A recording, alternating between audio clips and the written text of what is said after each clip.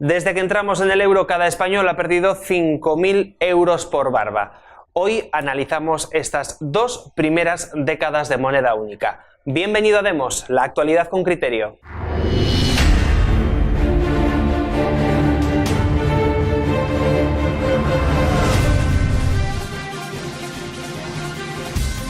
En imágenes están viendo el estudio que ha publicado el think tank alemán CEPS sobre el impacto económico que ha tenido el euro en los diferentes países que adoptaron esta moneda. Como ven, según este estudio, España habría perdido 224 billones de euros en estos casi 20 años, lo que equivaldría a unos 5.031 euros menos por habitante. 20 años de euro, ganadores y perdedores, así se llama el estudio sobre el que hablaremos hoy en Demos Televisión. José Papí, empresario y experto en política europea, ¿qué tal? Muy buenas tardes. Bueno, pues lo que decía, han transcurrido ya 20 años desde que se puso en marcha el euro. Ya podemos empezar a analizar el impacto de esta moneda con datos que ya tienen peso. En efecto, es un estudio muy interesante el que se ha publicado, está trayendo mucha cola, cubre un periodo de 18 años. Y bueno, ya está dejando a las claras, evidentemente, que esto del euro tiene ganadores y perdedores. Es muy interesante que el estudio, además, viene de Alemania y viene de un centro de pensamiento, de un think tank, como se dice ahora, muy ligado a la CDU de la señora Merkel. Es un think tank conectado con la Universidad de Friburgo, de la que sale el ordoliberalismo, de su facultad de económicas, que ha dado premios Nobel, como por ejemplo Hayek. Y bueno, el estudio deja a las claras, en una muestra que ha analizado de 8 países, quién ha ganado y quién ha perdido. Y sorpresa, sorpresa, quien ha ganado es Alemania, de una manera pero monstruosa, por lo menos conforme a la metodología que ha seguido este estudio, y quien ha perdido pues son los países, vamos a decir, del cinturón sur de la Unión Europea. Nos encontramos que, si hacemos el análisis per cápita, de que cada alemán ha ganado más de 23.000 euros en este periodo de 18 años, cuando, por ejemplo, cada español ha perdido 5.000 euros, cada belga 6.000 euros, cada portugués 40.000 euros, cada francés casi 56.000 euros y cada italiano, que esto es lo más sorprendente de todo, casi 74.000 euros. Es decir, estamos hablando de unas pérdidas per cápita muy grandes que, cuando ya las consideramos en valores absolutos, pues estamos hablando de cifras que no voy a enumerar aquí porque, vamos, se nos pierde, digamos, la cabeza con unas cifras tan enormes, pero hablamos de billones y billones de euros. Por lo tanto, José, yo me quedo con una idea, y es la siguiente, que con el euro, hablando de una manera coloquial, todos los países palman menos Alemania. Bueno, esto ya se sabía, es decir, se venía hablando desde hace mucho tiempo, cuando se constituye el euro en la cesta, digamos, donde se suman todas las monedas, y cada moneda que va a desaparecer a partir del año 2000, pues tiene un peso, un porcentaje de esa moneda. Los alemanes tenían que consumar con más del 50%, alrededor del 50% de esta cesta, ¿no? Lo que ocurre es que, evidentemente, a los países del sur de Europa pues no les viene bien tener una moneda tan fuerte. ¿Por qué? Porque estamos hablando de países que no venden productos de tanto valor añadido como pueden ser los alemanes, que son productos industriales, que son productos, digamos, de muchísima tecnología. No es el caso en el sur, y además se ha estado prestando, digamos, o comprando deuda pública, mejor dicho, en esa moneda, en el euro, ¿no? Entonces, al final, el efecto acumulado de todo esto lleva a que hay un país que gana mucho y muchos países que pierden, ¿no? El estudio, la verdad, del Centro de Política Europea de Friburgo, nada más ha considerado 8 países, pero son países muy representativos. Han cogido, digamos, del norte, vamos a decir, a Alemania y a Holanda; del sur han cogido a España, a Grecia, a Portugal, a Italia, y también, digamos, países, vamos a llamar intermedios, han cogido a Bélgica y a Francia.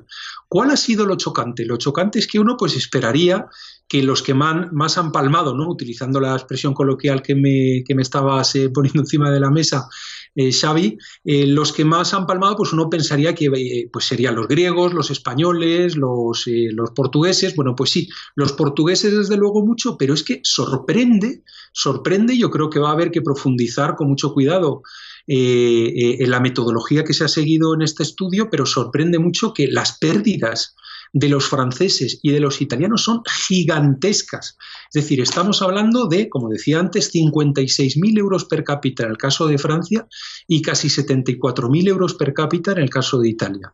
Desde luego es un estudio fundamental que yo creo deben estudiar con muchísimo detalle todos los analistas económicos que en Europa son. Es decir, se ha seguido la metodología del control sintético, que es una metodología discutible para realizar este tipo de estudios, pues no considera, pues por ejemplo, el efecto de la deuda, no considera el efecto de las reformas, a la espera de que, no considerándolo en ninguno de los estudios, en ninguno de los países que se están estudiando, pues que al final el efecto, digamos, desaparece, ¿no? Pero yo creo que de verdad es un estudio que hay que analizar con muchísimo cuidado, porque ahora mismo, y viniendo de Alemania, y a las claras nos están diciendo que el euro es la ruina para España y para muchos otros países. José Papí, empresario y experto en política europea, muchísimas gracias por habernos acompañado. Muchísimas gracias y siempre a vuestra disposición. Nosotros continuamos analizando este estudio, lo hacemos ahora con el profesor Roberto Centeno, economista. ¿Qué tal? Muy buenas tardes, don Roberto. Volvemos a los datos iniciales. Vemos que España ha perdido 224 billones de euros en este periodo de 20 años, desde que adoptó la moneda única. La semana pasada, en el programa que haces los miércoles con nuestro compañero José Papí, Roberto, decías una cosa curiosa, o que a mí por lo menos me llamó la atención, y es que esta cifra, que es bestial, te parecía corta. Decías que podría haber sido más lo que ha perdido España en estos 20 años.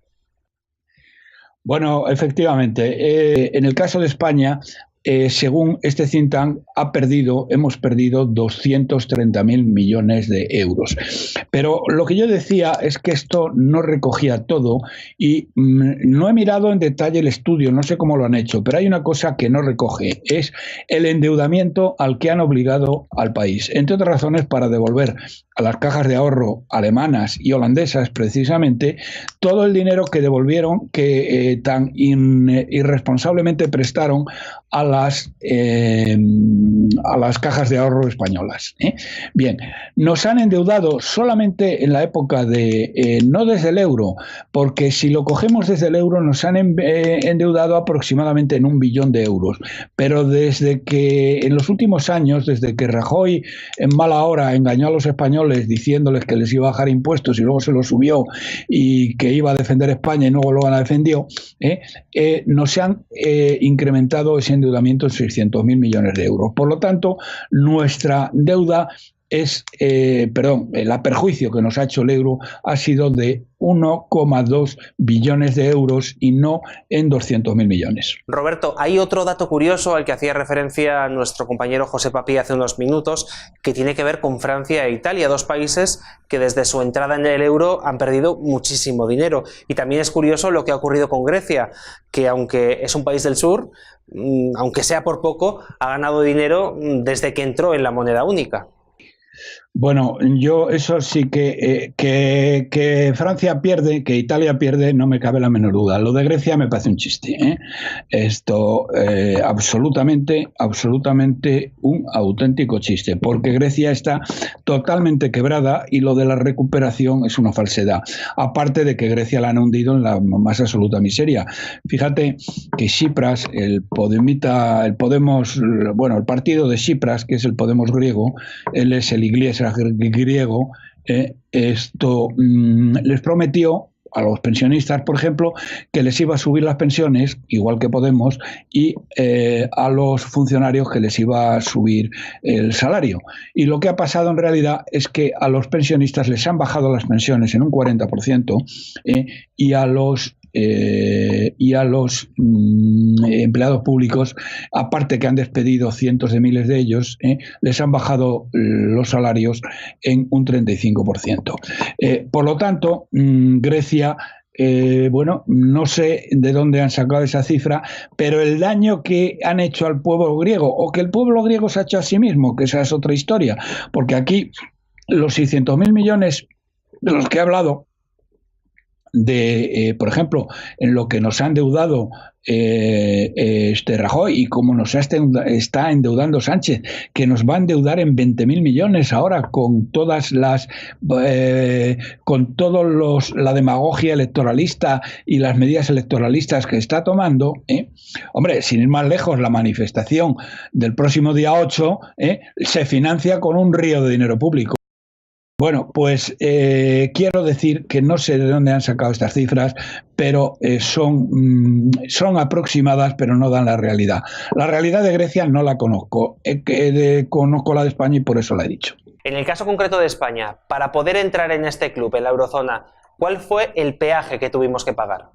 Bueno, lo de la entrada del euro fue un disparate total y absoluto. En primer lugar, bueno, esto lo hizo Aznar. Y en primer lugar, Aznar no hizo ni un solo análisis, ni una sola cifra para saber cuáles eran las consecuencias positivas y negativas que tenía la entrada en el euro. Y eran bien conocidas, porque un economista norteamericano muy conocido, Robert Mundell, a mediados de los años 60, publicó un estudio de las ventajas e inconvenientes de las áreas monetarias únicas, y ahí estaban todos los datos. Entonces, eso se sabía.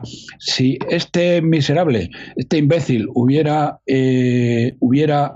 se hubiera molestado en analizar lo que se sabía de los perdedores y de los ganadores de las uniones monetarias únicas, como ha señalado ahora muy bien el estudio del think tank del que hemos hablado antes, alemán, de los perdedores y de los ganadores de la entrada en el euro, hubiera sabido que España iba a perder muchísimo entrando en el euro. No lo hizo.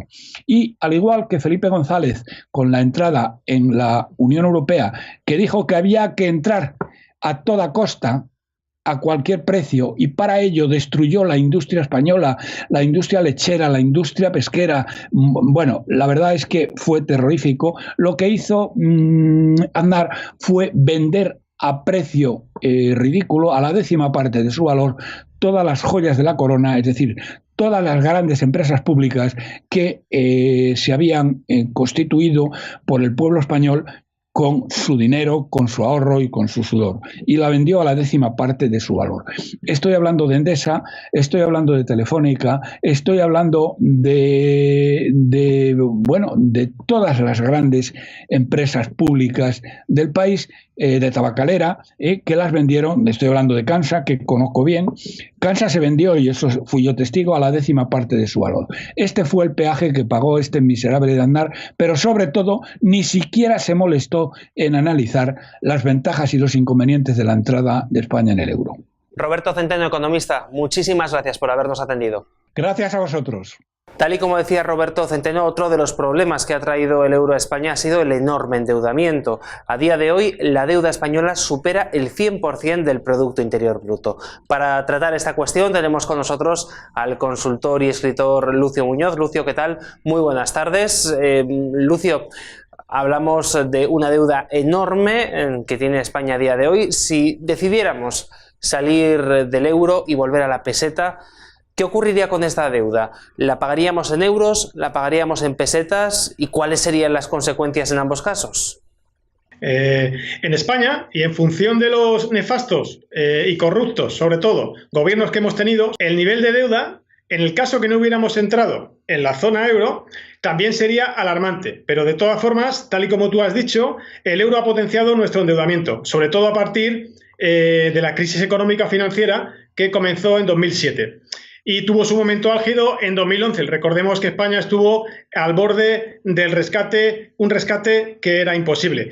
Recordemos, a modo de introducción, que a cierre de 2018 la deuda pública española se ha posicionado en el 97% del PIB. En concreto, 1,17 billones de euros. Y la privada en torno al 136% del PIB, que serían 1,58 billones de euros.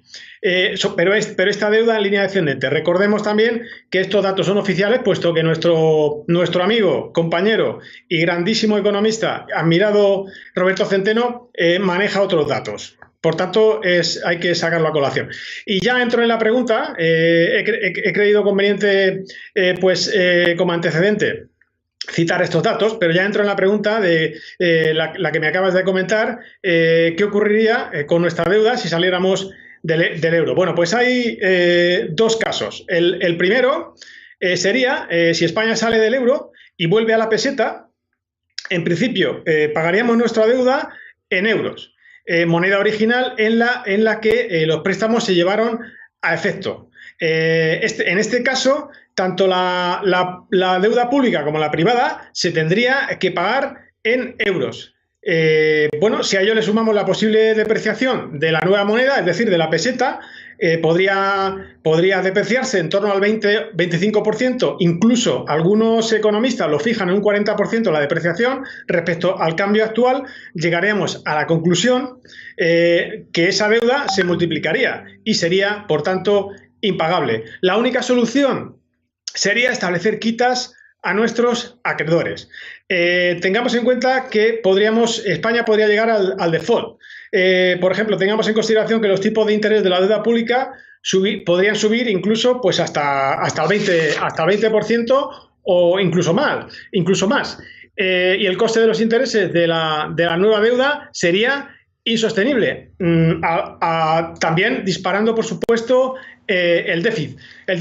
Sin el paraguas del BCE, del euro y del fondo de rescate, pues los mercados podrían plantearse incluso la opción de no financiarnos más. Además, podría haber, aunque esto no es, bueno, hay discrepancia en este hecho, pero podría haber también una salida de depósitos que podría incluso llevar a España pues a un corralito. Evidentemente se contraría el PIB y algunos bancos quebrarían, aunque también tendría sus beneficios, que serían los siguientes: que el BCE podría inyectar dinero, puesto que se haría cargo otra vez de la soberanía político-monetaria, y España ganaría competitividad. Pero a tu pregunta respondo con si se paga en euro la deuda, debería haber una quita pues global, porque si no sería imposible. Y hay otro segundo caso con dos posibilidades, que sería la llamada redenominación de la deuda a la nueva moneda, es decir, a la peseta. En este caso habría dos supuestos. El primero, si la redenominación se realizara antes de la devaluación de la moneda y el tipo de cambio de entrada en el euro, que recordemos que era de 166,386 pesetas. Nuestra deuda dejaría en el mismo porcentaje que la peseta se devaluara.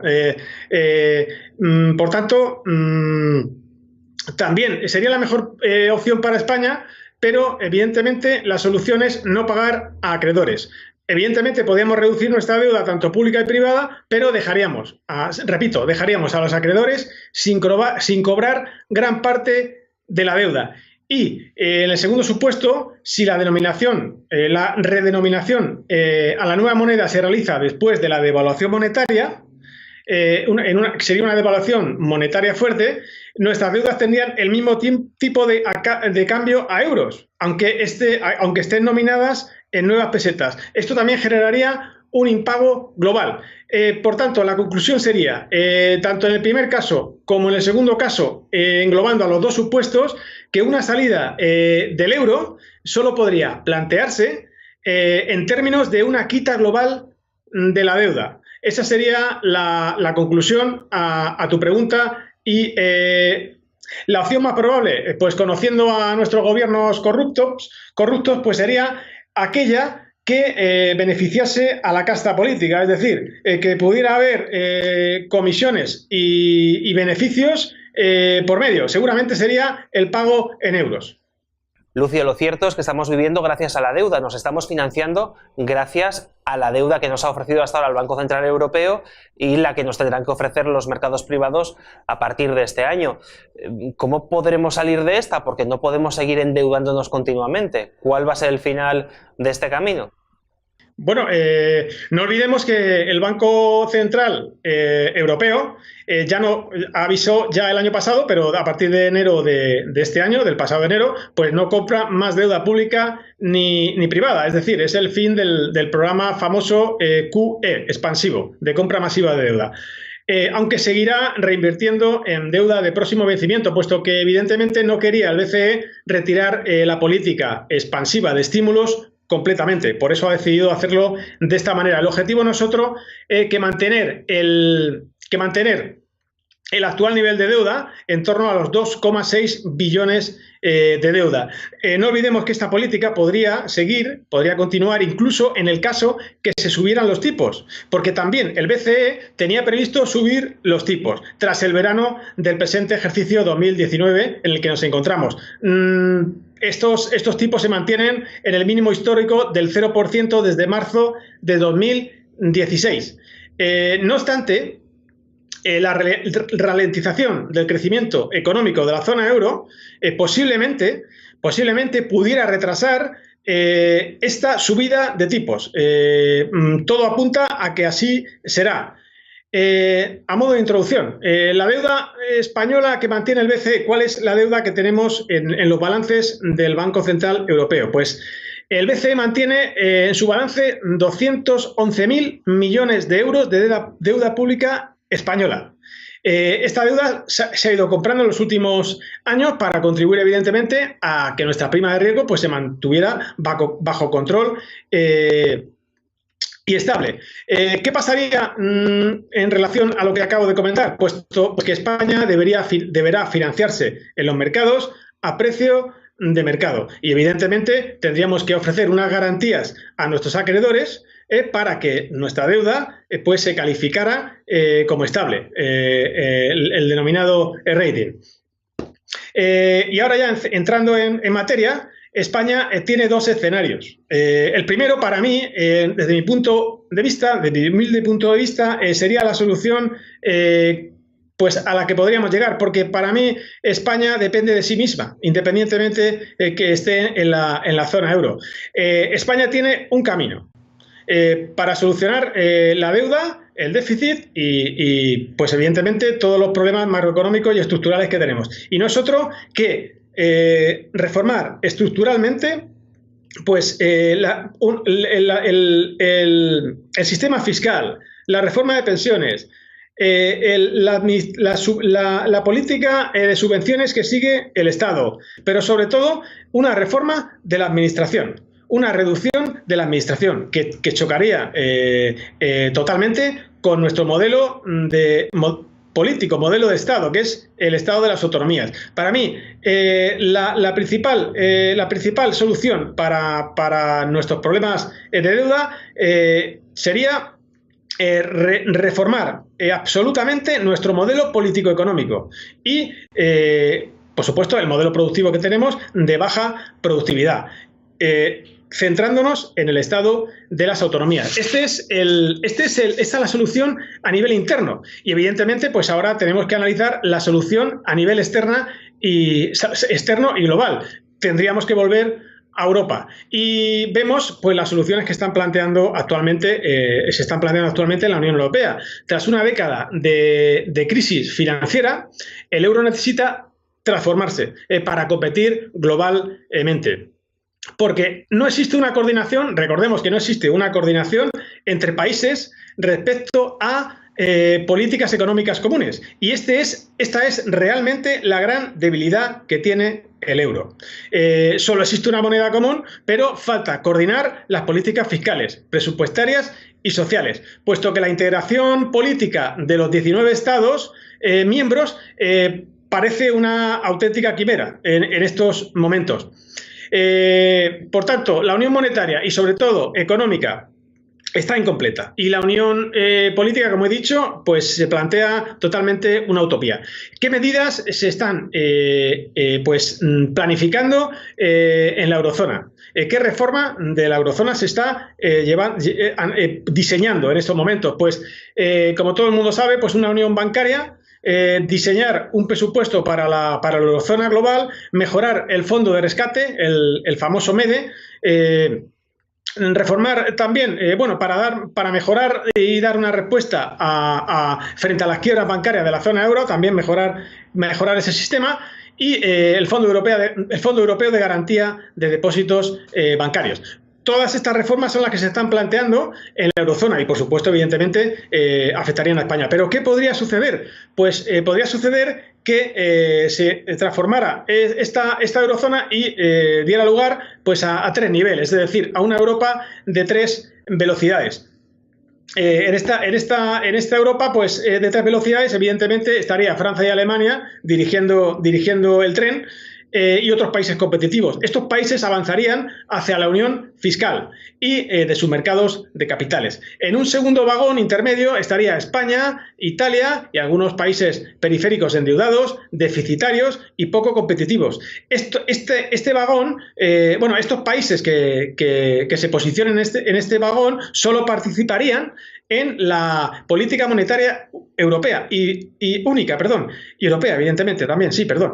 Y, por último, en el vagón de cola se situarían los países del este, que serían excluidos totalmente de la unión monetaria. Si esto se produjera, en este caso, la alternativa para España sería salir del euro. Y, por último, me gustaría también sacar a colación una solución que planteó el Premio Nobel de Economía Joseph Stiglitz, planteando la posibilidad de diseñar un euro para el norte, para la zona norte de Europa, para los países del norte, y otro euro distinto para los países del sur. Este economista, recordemos que fue asesor de Zapatero, por tanto, aunque sea premio Nobel, yo pongo en cuarentena sus teorías, sinceramente, pero me gustaría sacar a colación pues este planteamiento. ¿Y por qué esto sería planteable? Pues porque, según él, que en esto sí podría tener razón, porque los países del norte no aceptarían esa integración a la que he aludido antes, esa integración presupuestaria y fiscal, porque esto implicaría